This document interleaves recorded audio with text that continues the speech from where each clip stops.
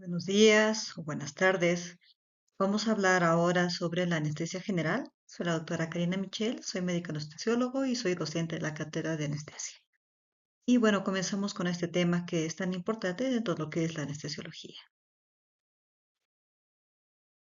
En cuanto a la historia de la anestesia, pues ustedes saben que en la antigüedad no existían fármacos y anestésicos modernos que ahora contamos, ¿no? Y para disminuir el dolor, pues los médicos de diferentes culturas utilizaban o empleaban diferentes métodos, hierbas o alcohol. En Egipto, pues utilizaban opio, extractos de mandrágora. En la China usaban mafeizano, mezcla de cannabis y vino. En Grecia y Roma usaban vino, beleño, compresas frías, ¿no? El frío ha sido muy importante para adormecer ciertas zonas del cuerpo. Y en el mundo árabe desarrollaron esponjas empapadas en opio y hierbas para inhalar vapores sedantes. Y en el área donde nosotros encontramos, pues la coca ha tenido una gran influencia en lo que significa el adormecer ciertas partes del cuerpo, ¿sí? Pero actualmente hemos desarrollado pues la anestesia. ¿Y cómo se define la anestesia? A significa sin y estesia, sensibilidad. Significa que es sin sensibilidad, ¿no? Que se diferencia de la analgesia, que significa sin dolor. Anestesia es sin sensibilidad, ¿no? O de tipo dolora, auditiva o de cualquier tipo de sensibilidad que podamos tener. Es decir, es un acto médico controlado en el cual se usan fármacos que bloquean la sensibilidad táctil dolorosa del paciente, ¿no? Que sea en una parte específica del cuerpo o puede ser en la totalidad del cuerpo. Como hablamos de anestesia general, pues será en la totalidad del cuerpo. Y además, este tipo de anestesia implica la pérdida de la conciencia. Fíjense, este es el símbolo de la anestesia y quiero mostrárselos pues porque es importante para mí y para todos los anestesiólogos porque eh, noten ustedes que tiene dos componentes, uno superior, ¿no? Que es claro, donde se ve el sol, y otro inferior, ¿no? Después de una línea donde se ve una parte oscura. Entonces, la parte superior significa el estado de vigilia, el estado de el estar despierto, ¿no? Donde se encuentra el sol. Y por debajo, ¿no? La parte de la oscuridad, que representa el sueño y la muerte, con dos antorchas que apuntan hacia el nadir. El nadir es la parte opuesta al cenit, ¿sí? Es decir, que nosotros estamos en esa línea entre el estado vigil del paciente y entre el sueño o la muerte de él, ¿no? Entonces, estamos en esa delgada línea en los procedimientos anestésicos, en el cual nuestra función no es solo dormir al paciente, sino es controlar sus signos vitales, controlar su estabilidad hemodinámica, controlar que el paciente además no tenga dolor, ¿sí? Y estar en esa línea de manera que el paciente se mantenga vivo, pero dormido y a salvo durante todo el procedimiento quirúrgico. ¿Cuáles son los pilares de la anestesia general? Pues tenemos 5 pilares fundamentales. La analgesia, que significa que el paciente no siente dolor. Es decir, el paciente puede ser que estés dormido, ¿no? Pero que sientas dolor. Entonces eso no puede suceder. Nosotros tenemos que asegurarnos de que el paciente no tenga dolor durante todo el procedimiento quirúrgico. La amnesia. Es muy importante que el paciente no tenga recuerdos intraoperatorios que puedan causar, ¿no? Ansiedad, ¿no? O problemas incluso mentales después de la cirugía del paciente. Entonces, nosotros tenemos que asegurarnos de que este paciente no recuerde nada. Amnesia. Hipnosis, por supuesto, que el paciente esté completamente dormido en un plano anestésico suficiente. Inamovilidad en respuesta a estimulación nociva. Es decir, tenemos que em, asegurarnos de que el paciente no se mueva, ¿no? Podemos usar tanto, obviamente, nuestros fármacos anestésicos que van a causar inamovilidad, ya sean los mismos sedantes o los mismos hipnóticos que tienen cierta acción en cuanto a la movilidad del paciente o nuestros relajantes neuromusculares que van a permitir una relajación muscular suficiente del paciente. y la atenuación de las respuestas autonómicas a estimulación nociva, ¿no? Sabemos que el dolor o la estimulación pueden causar efectos autonómicos, como por ejemplo taquicardia o hipertensión, o al contrario, la atracción de alguna víscera puede causar una bradicardia intensa que incluso nos puede llevar al paro cardiorrespiratorio. Por lo tanto, nuestra función es atenuar cualquier respuesta, ya sea simpática o parasimpática, para mantener la estabilidad hemodinámica de nuestro paciente.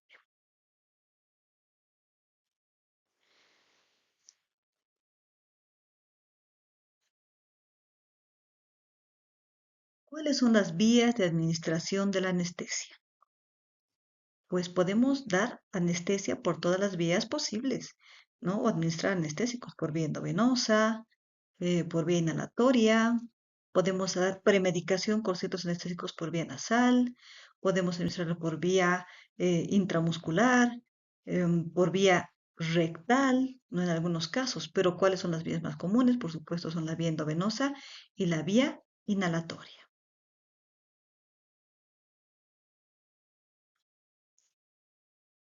En cuanto a las fases de la anestesia, pues tenemos tres fases de la anestesia general importantes. Comenzamos con la inducción. La inducción es el proceso mediante el cual el paciente pasa del estado consciente al estado anestésico. Es decir, es la parte de la anestesia en la cual nosotros dormimos al paciente, ¿no? Se logra mediante la administración de agentes ya sea inhalatorios o agentes intravenosos y puede implicar el manejo de la vía aérea, por supuesto. Es decir, puede ser que en este proceso, después de la administración de fármacos en el cual, por supuesto, el paciente va a tener depresión respiratoria, va a dejar de respirar, nosotros tengamos que ventilar al paciente con una mascarilla facial.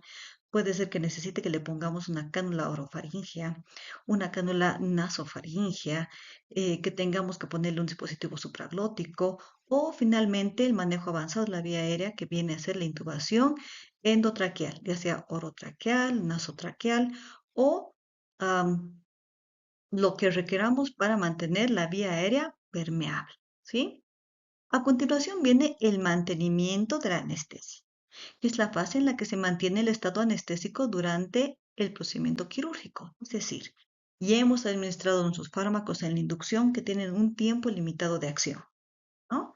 Entonces tenemos que continuar con nuestra anestesia durante el procedimiento quirúrgico.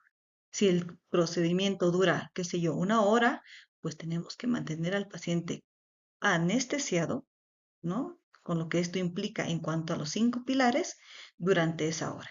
Y si dura más, si dura 12 horas, pues las 12 horas debemos asegurarnos de que se mantenga anestesiado en un plano anestésico adecuado. Bueno, entonces, durante todo este periodo, el anestesiólogo debe estar al lado de su paciente, administrando y dosificando de forma adecuada los anestésicos y monitorizando los signos vitales del paciente de forma continua, además de controlar otro tipo de parámetros, como por ejemplo el sangrado durante la cirugía, la presencia o no de eventos críticos, ¿no? Elementos como la diuresis transoperatoria, la pérdida sanguínea, la administración de líquidos para la reposición del paciente. Entonces, la presencia del anestesiólogo para mantener el equilibrio del paciente durante el acto quirúrgico es muy importante. Y finalmente tenemos la educción o el despertar del paciente, que es la transición del estado anestésico al estado de conciencia, ¿no?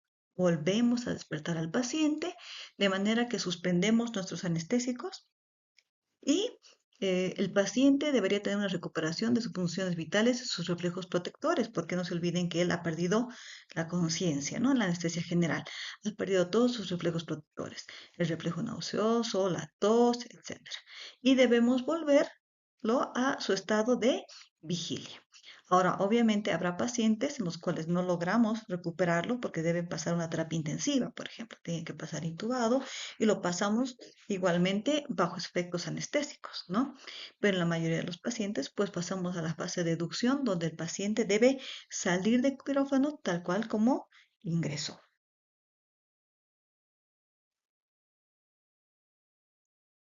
Es decir, me gusta comparar la anestesia como si fuera un vuelo de un avión. ¿no? Tenemos tres fases. La inducción, que es como el despegue del avión, el mantenimiento, que es como el vuelo en sí, y la educción, que es como el aterrizaje, ¿no? Hay dos fases fundamentalmente críticas en el vuelo de un avión, que son el despegue y el aterrizaje, ¿no? Que son muy, muy, muy críticas, especialmente para el anestesiólogo y en este caso para el piloto. Y fundamentalmente la inducción, pues porque hacemos la manipulación de la vía aérea. Bueno, esto es un dato histórico, porque esta es la escala de profundidad anestésica de Gödel, ¿no? Cuando se usaba el éter como único anestésico, porque se usaba como la anestesia inhalatoria total, no solamente se usaba éter. Y entonces para controlar la profundidad anestésica del paciente usaban esta tabla o escala en la cual veían diferentes parámetros, como por ejemplo la velocidad y la profundidad de la respiración, ¿no? El volumen corriente que tenía el paciente, las características de la pupila, la ubicación de la pupila dentro del ojo, la secreción o no de lágrimas, em, el reflejo corneal y la relajación muscular. Entonces, de acuerdo a esto, se habían planificado y se habían descrito diferentes etapas. Para decir que un paciente se encontraba en plano anestésico, pues este debería encontrarse en la etapa 3, entre el plano 2 y 3, ¿sí? De la escala de Gödel. Actualmente, pues la profundidad anestésica se mide de diferente forma, por supuesto. Tenemos un monitoreo mucho más avanzado, como aquí pueden ver los sensores que se colocan en la frente del paciente y un monitor que pueden ver en la parte inferior, que es un monitor de BIS, que se llama índice biespectral, que lee las ondas electroencefalográficas del paciente, ¿no? En estado de vigilia y en estado de sueño o anestésico, y finalmente nos da un índice. Aquí dice 72, ¿no? Por ejemplo. Nosotros sabemos que un paciente que está en estado o profundidad anestésica suficiente debe estar en un índice aproximado de 40 y 60. Y sabemos que está bien. Si está por encima de 60, significa que se está despertando. Y si está por debajo de 40, significa que está muy profundo. Y al lado vemos el monitor SedLine, ¿no? Donde podemos ver también un monitor que trata las ondas electroencefalográficas del paciente, pero que puede hacernos una diferencia por hemisferios. Y como vemos en la parte inferior, ¿no? Esos colorcitos nos indican los diferentes estados del paciente. Es un algoritmo de estado del paciente por hemisferios y que varía de acuerdo al anestésico, al fármaco que estamos usando.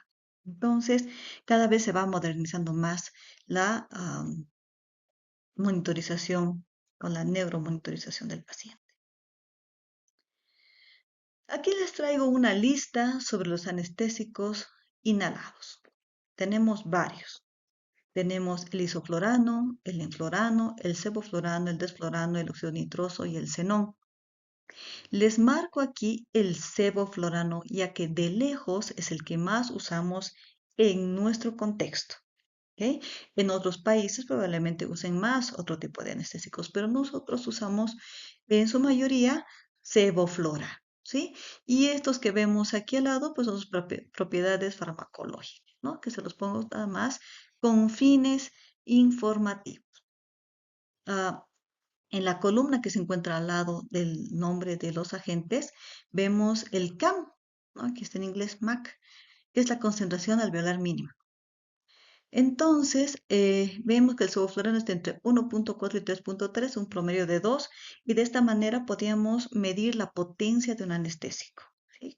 Tradicionalmente se medía así, ahora eh, cuando damos anestesia ya no medimos el CAM, medimos la fracción expiratoria del fármaco para ver cómo vamos en la profundidad anestésica del paciente, pero es un dato importante farmacológico. Aquí también les muestro un listado de agentes inductores endovenosos. Entre ellos tenemos el propofol, el letomidato, la ketamina, el tiopental, el metoxital, el midazolam y la dexmedetomidina, que ahora está de moda como coadyuvante de la anestesia. No como inductor en sí, pero sí como un coadyuvante importante de la anestesia actualmente, ¿sí? Quiero mostrarles que en la columna lateral, ¿no? Lateral derecha a la lista, están las dosis de inducción y además tenemos otras características farmacológicas que igual solo tienen carácter informativo para ustedes. No pido que se los memoricen, es nada más informativo.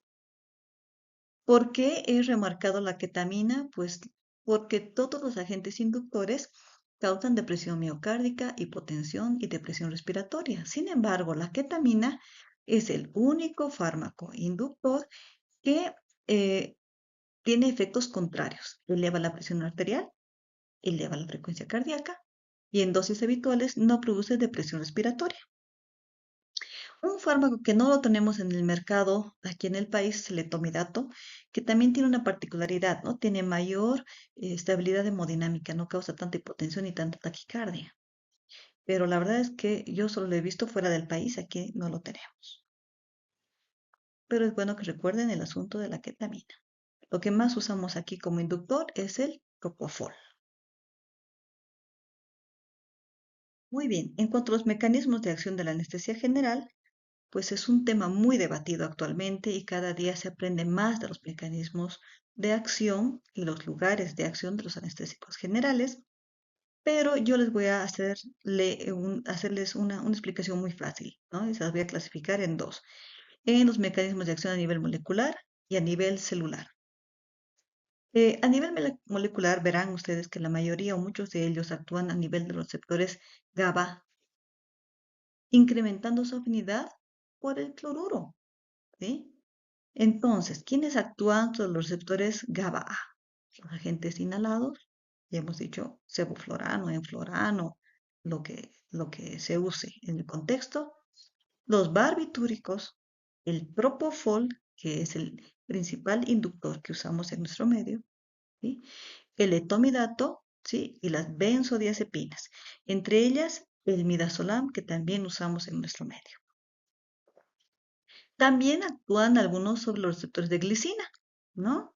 Como por ejemplo los inhalados, los barbitúricos y el etomidato.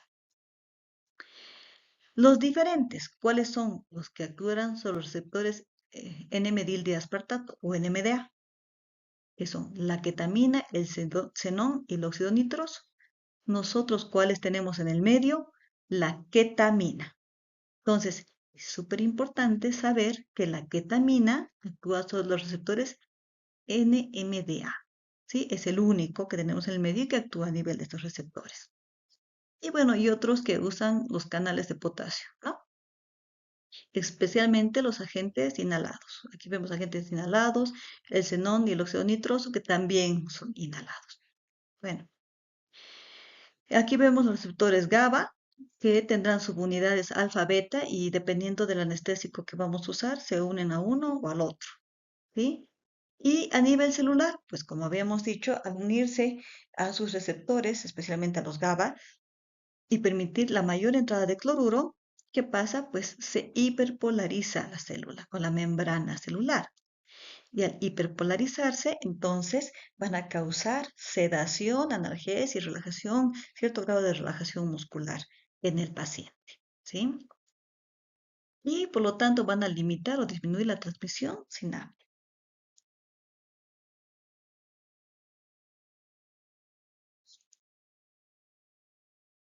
En cuanto a los sitios anatómicos de acción de los anestésicos locales, pues se sabe que actúan inhibiendo de forma difusa el sistema nervioso central y que además su acción sigue la vía del sueño endógeno, es decir, actúa a nivel del núcleo preóptico ventrolateral, el sistema reticular activador eh, ascendente, ¿no? El locus coeruleus, y que además tienen como blanco principal la corteza cerebral, ¿sí?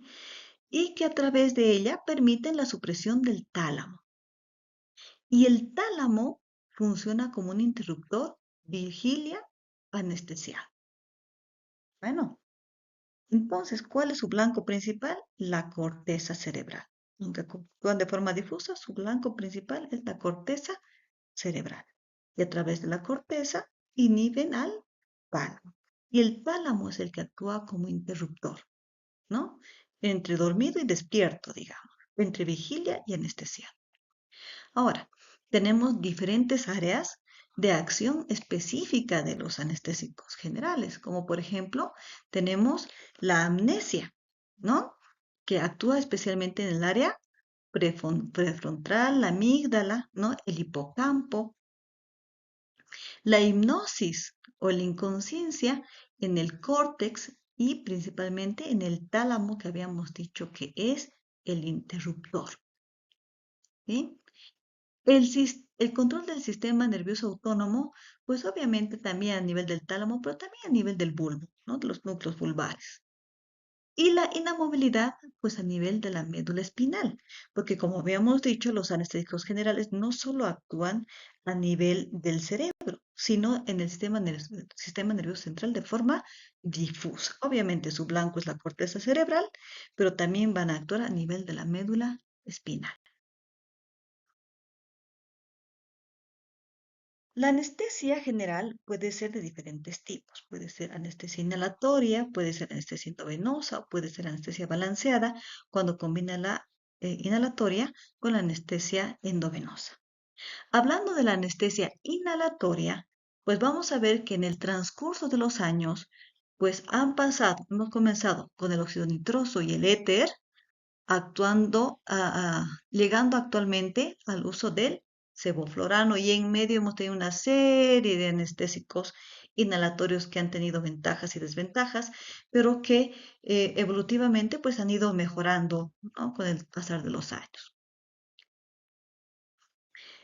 ¿Cuáles son los objetivos terapéuticos deseados en relación a los anestésicos inhalados? Pues que causen sedación o pérdida reversible de la conciencia, por supuesto, ¿no? Hipnosis, que puedan causar analgesia. Sí, con los agentes inhalados, en concentraciones mayores, sí podemos causar analgesia. Si solo damos agentes inhalados, podemos causar analgesia. También causa amnesia y relajación muscular. Es por eso que sí se puede dar una anestesia inhalatoria. Obviamente, los efectos adversos son mayores cuando das un solo fármaco, ¿no? Todos causan depresión miocárdica, disminución de la presión arterial y depresión respiratoria en general. ¿Cómo se mide la potencia de un anestésico inhalatorio? A través del CAM. ¿Y qué es? Es la dosis requerida para suprimir el movimiento en el 50% de los pacientes en respuesta a la incisión quirúrgica. Pero si ustedes se dan cuenta, este concepto que es importante, pero poco a poco ha ido perdiendo, em, perdiendo objetividad, digámoslo así, porque significa que es la concentración o dosis requerida para que la mitad de los pacientes se muevan cuando sientan dolor y la mitad no se muevan, ¿no? Pero bueno, es un dato que se sigue manejando farmacológicamente. Para información suya, el 16 de octubre de 1846, en el Hospital de Massachusetts, en lo que se denomina el domo del éter, el doctor William Morton dio la primera anestesia inhalada con éter. Y es así que el día del anestesiólogo es el 16 de octubre.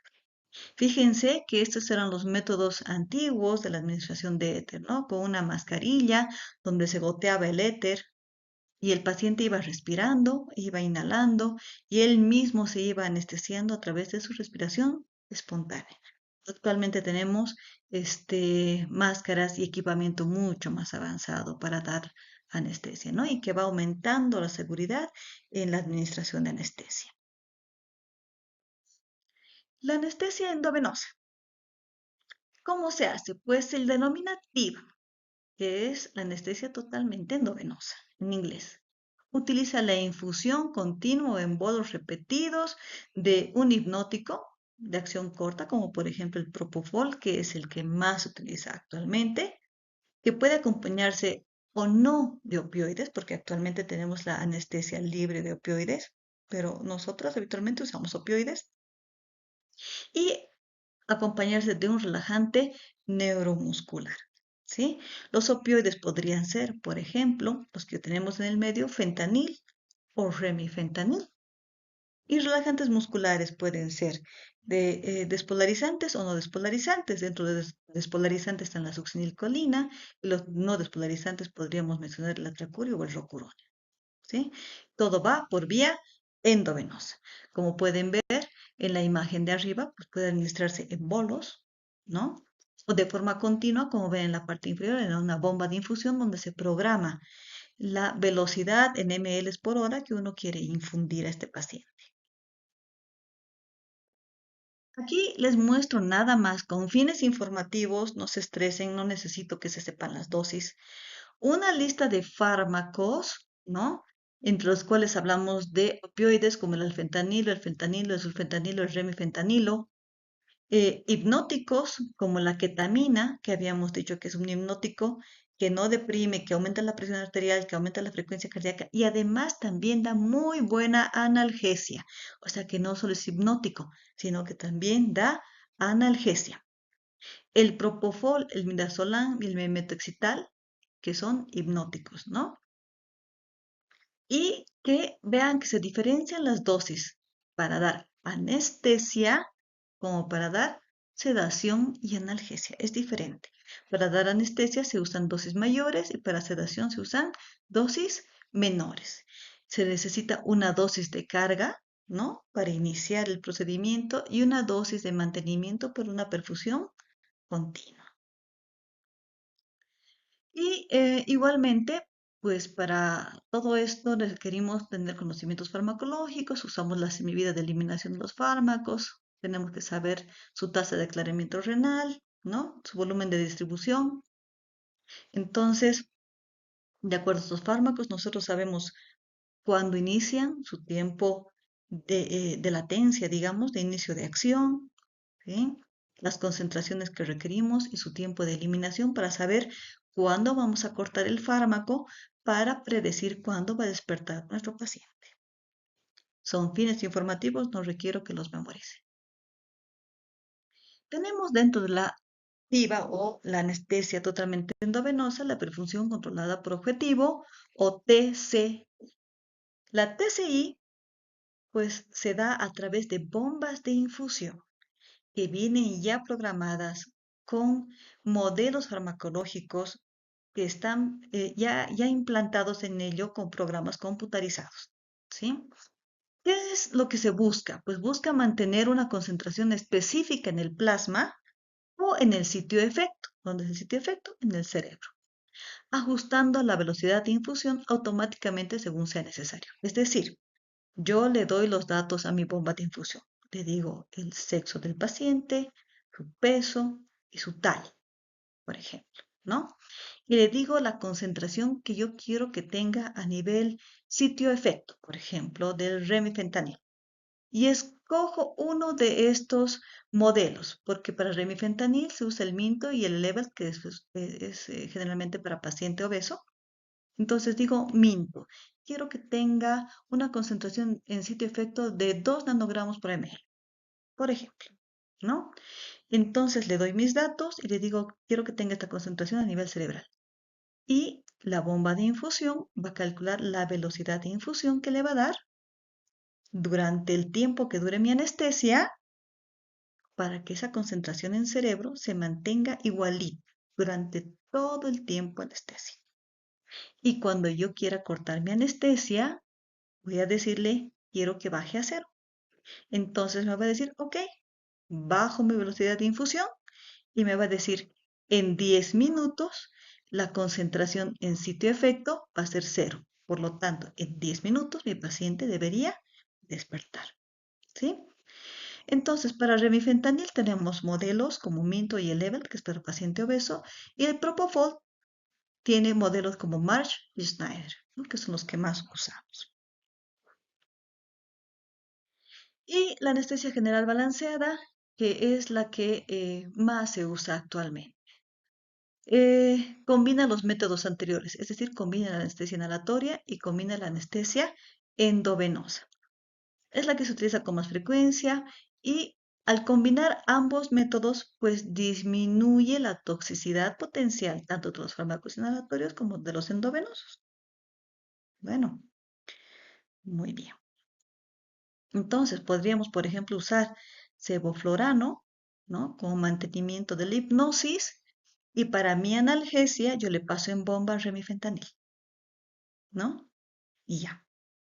Entonces yo mantengo y le puedo pasar en bolos relajante neuromuscular atracúreo. Entonces combino la parte inhalada con la parte endovenosa. Muy bien, esa es la bibliografía. Cualquier duda, estoy para servirles.